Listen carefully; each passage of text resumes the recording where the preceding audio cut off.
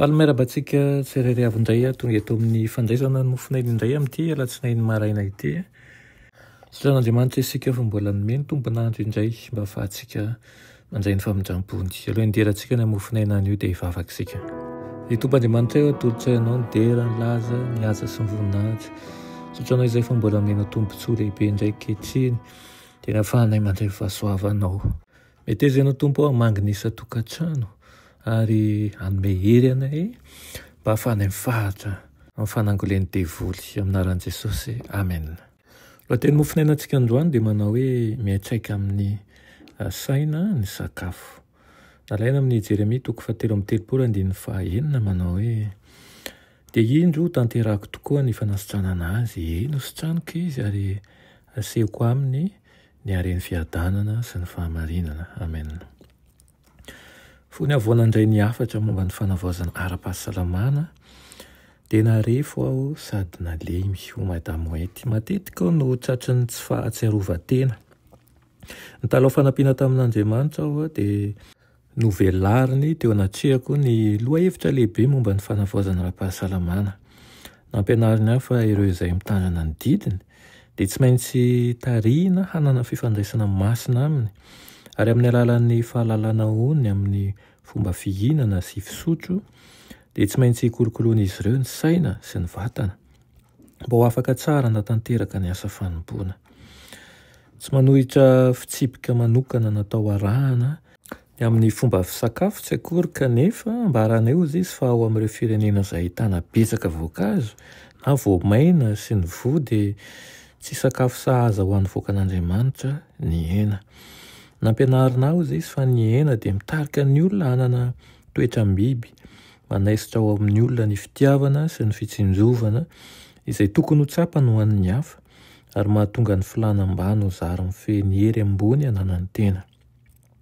Nahasalama ny fihinanan-kena fahiny, saingy tsy azo antoka intsony izany amin'izao ankehitriny izao. Anisan'ny antony lehibe mahatonga ny homamiadana sy ny aretin'ny avokafoka izany fihinanan-kena izany. Tsy tokony atao fisedrana ny fahatokiana ao am-piangonana ny fihinanana na tsy fihinanan-kena, kanefa tokony ho saintsaintsika ny hery miasa mangina miantraika amin'ny hafa avy amin'ireo mpino milaza ho mihinan-kena. Amin'ny maha-mpitondra hafatra Andriamanitra antsika ihany koa, mova tsy hanambara amin'ny olona isika hoe na mihinana misotro ianareo na amin'inona n'inona ataonareo dia atao voninatr'Andriamanitra izany rehetra izany.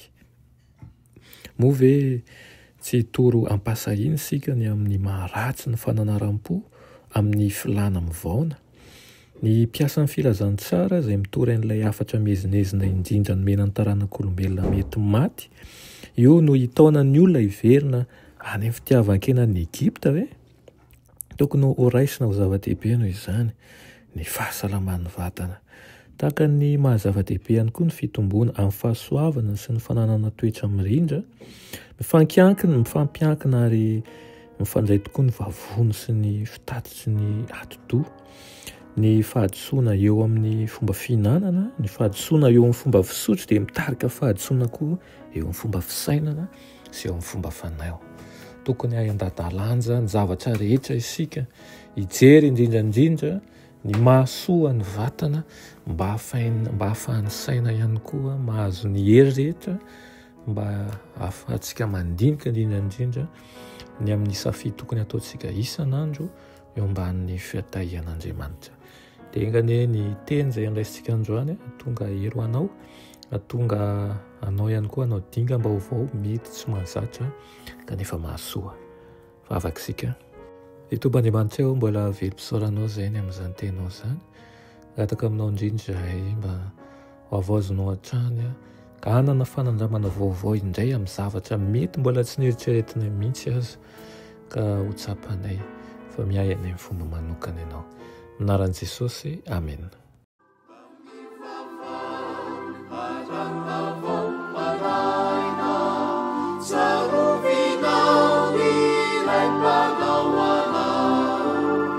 Izay miaro ny